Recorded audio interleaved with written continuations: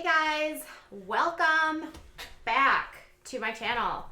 Okay, we have been covering, this story from 3 different places in the, four states. Idaho, Utah, Arizona, and Hawaii. Revolving around Miss Lori Daybell, aka Lori Vallow, and Chad Daybell, and Tylee and JJ. And we know what's going on is that Lori is still in Hawaii and she is waiting to be extradited to Idaho, which should take place hopefully this week. She has a hearing on Wednesday, I believe, in Hawaii. And I believe the people in Idaho are getting everything that they need to get together and coordinated so that they have everything ready and so she can get there. And then when she gets there, there's going to be a lot to go on. She'll have her arraignment, and then she'll have to do the preliminary hearings. And there's still all of these questions about where JJ and Tylee are. Now, the thing that I think is interesting is that Chad Daybell actually left Hawaii on the 29th. So what, Saturday? On Saturday, he was spotted in Hawaii leaving and getting on a plane and flying back to Idaho. And during that time, ABC was there along with people that are just concerned citizens. And this is what I love about this case. Not that there's specific things to love about this case, is that so many people are invested in the safety and the well-being and wanting to know what's going on with JJ and Tylee, that citizens are now following them wherever they find them. So at the airport, when Chad was walking into Hawaii's airport, there are people that are just average citizens with their phones, and they're like, Chad, what are you doing? What are you doing? Making sure that people know them. All over the area in Hawaii, they were basically being followed, and signs were being put up where are the kids? And with all of that being said, ABC had spotted him at a gas station, and at the time they found him in the gas station, he basically said, well, thank you for the support, I can't make any comments. But then when he was leaving Hawaii to go to Idaho, he told the reporter that the kids are safe and everything's fine. Really? Really, Chad? Then where are they? Now, Idaho officials and no officials in general are actually taking that comment very seriously, because if they were, where are they? And they've been looking for months now and they still haven't been able to locate them.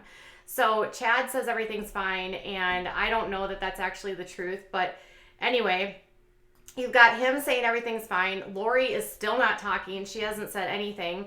And then there's all of these details that keep popping up. There's been some old emails that have surfaced back from June of 2019. There's been issues with her niece who was married to this guy named Brandon. In their divorce proceedings, he claims that she knows where JJ and Tylee are and she's not telling them. Now, the niece, Melanie, says that she doesn't know where they are and that Brandon's lying. And she's now apparently cooperating with the FBI. Still, in the middle of all of this, there's nothing, nobody knows where anyone is.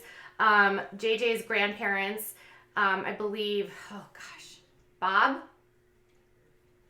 No, I don't know. His grandparents are still holding on to hope that the kids are safe and will return, although it does not sound like it doesn't sound like that's how the authorities feel, because they are going to be searching Yellowstone National Park, because that's basically the last place that Tylee was seen.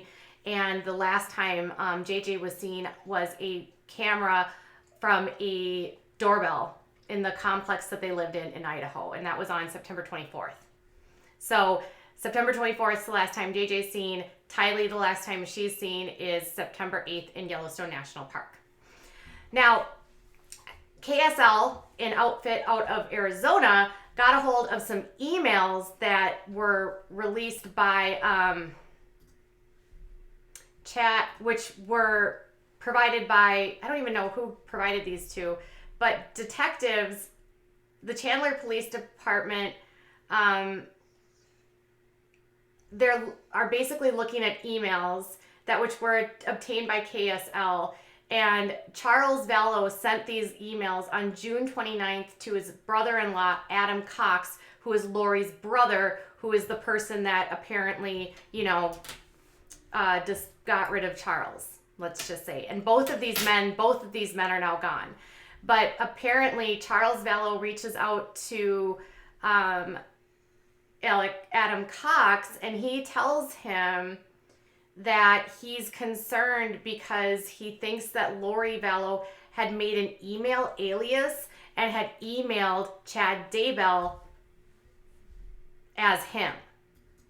Yeah, that's right. So apparently he tells Adam that he's concerned because there's this email address, and he says, I'm not sure of the relationship with her and Chad Daybell, but they are up to something. She will not explain it.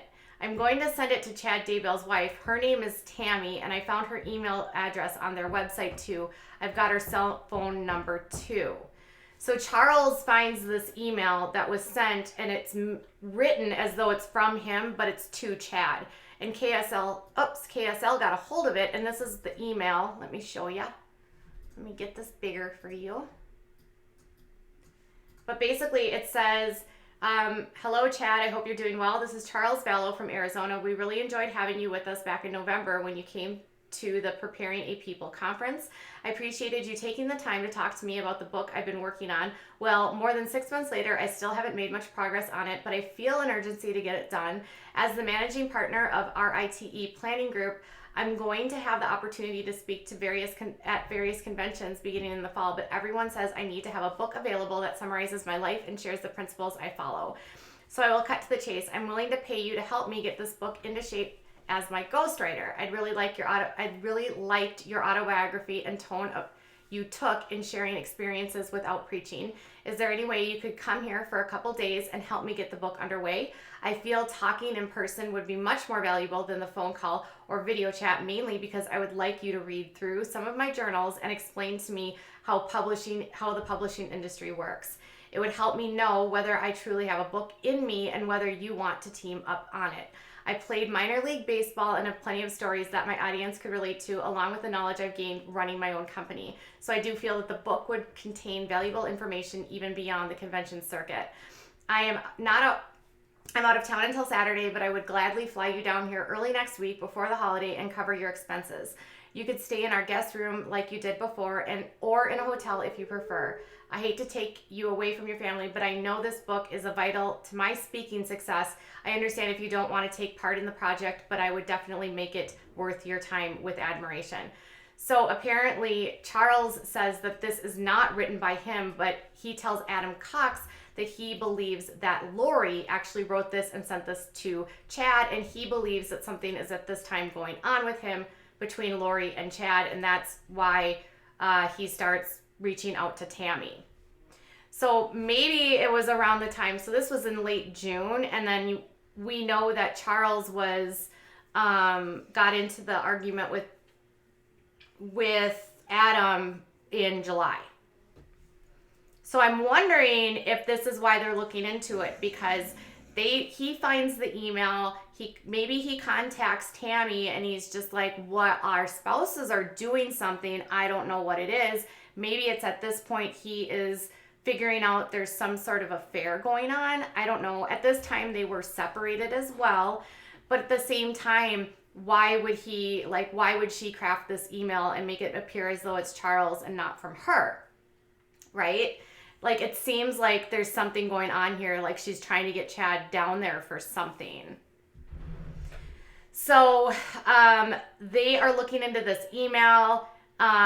They still haven't found the kids. Lori should probably be back in Idaho by, I don't know, they're thinking, like, I think she's got her hearing on Wednesday, but it's really up to Idaho authorities because they're going to have to make sure that they have everything in place. So this is where we're at today. Obviously, this channel or this story continues to evolve and develop, and so as more and more stuff comes out, you can certainly expect to get updates from me. And obviously, once she is extradited to Idaho and everything is set up and in place, we'll get that update too. But Chad Daybell now is back in Idaho. There are still no charges against him, and he's still walking free, which is obviously super concerning. So I want to know what your thoughts are. Was this somehow like Charles figuring something out, then Tammy gets notified? Is that what sort of sent this, like, whatever the spree was that they were on, is that what put it into motion? Or was it their belief systems that put it into motion? Or what? Like, what caused this tidal wave of events to happen?